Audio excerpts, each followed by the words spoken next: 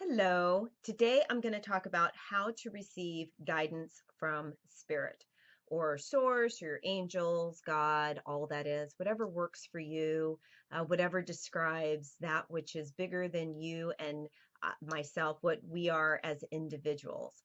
So you are always receiving guidance from spirit. And I know that sometimes we can feel really isolated, right? We just get into the busyness of our day. We have bills to pay. We have to go to the gym, we have to go to the grocery store, we have to go to work, we have to service this client and do all of this. And sometimes it can feel overwhelming and we can feel really isolated. And so, one of the practices that I do, and I encourage my Joy Code coaching clients to do, is to connect with spirit every day. We've talked about this in past videos about doing meditation, but this is something really fun and really proactive that you can do in asking for a message for the day. That's one of my favorite practices.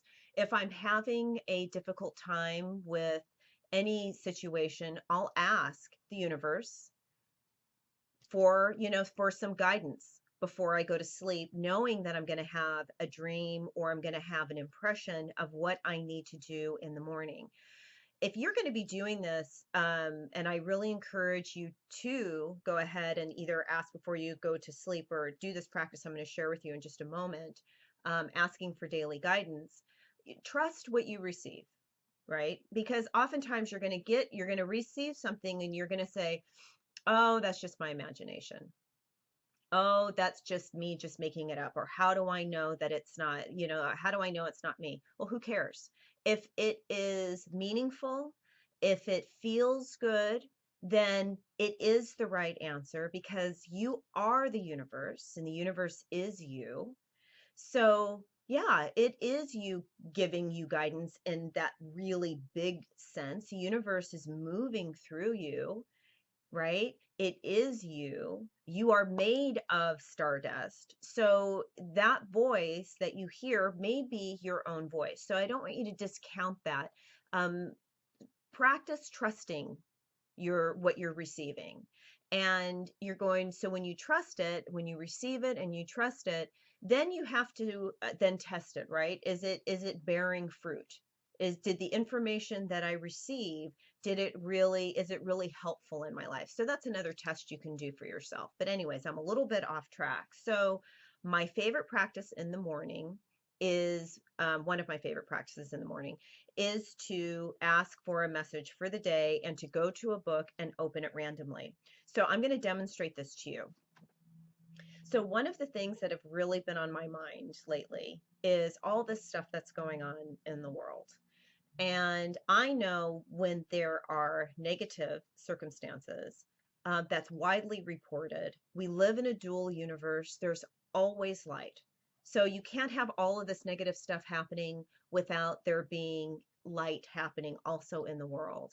So that brings me some comfort. And I asked my guidance, I asked Spirit, what can we do or what can I do to help with the healing of the planet? Because there's so much fear. I mean, I can feel it. There's so much fear, there's so much anxiety about all these unknowns as we're moving into the future.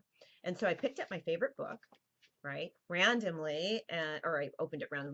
One of my favorite books, The Three Only Things by Robert Moss. So I oftentimes share his stuff on Facebook because I think he's a fabulous teacher. And the thing that I open it up to is called The Crisis of Imagination. I'm just going to read just a little bit to you. The greatest crisis in our lives is a crisis of imagination. We get stuck and we bind ourselves to the wheel of repetition because we refuse to reimagine our situation.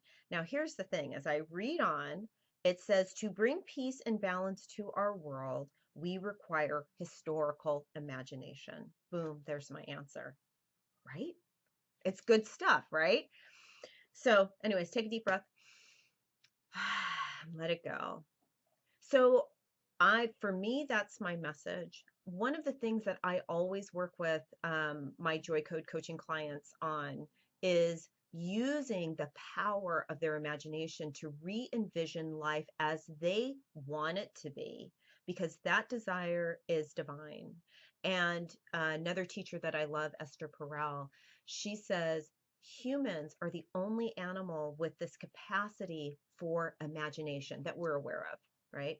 And I love that. Our imagination, your imagination is so power filled that it can change worlds. So, my message for me is to continue to vision a world of light, to continue to vision a world full of love and health and healing, knowing that everybody is on their journey to being the hero in their own life. So I'm going to hold on to that. This gave me a lot of hope. And anyway, I want you to try this. I want you to try this tonight before you go to bed or this afternoon, maybe while you're having your coffee and your afternoon snack. Grab a book. Random, ask your question, open it randomly, receive and trust the message. If it doesn't make sense to you right then and there, just know that it's truth, and eventually throughout within the next hour or without through the course of the day, it will drop on you and you will get it. It's amazing. Okay. All right, so that's it. I'll see you next time. Bye.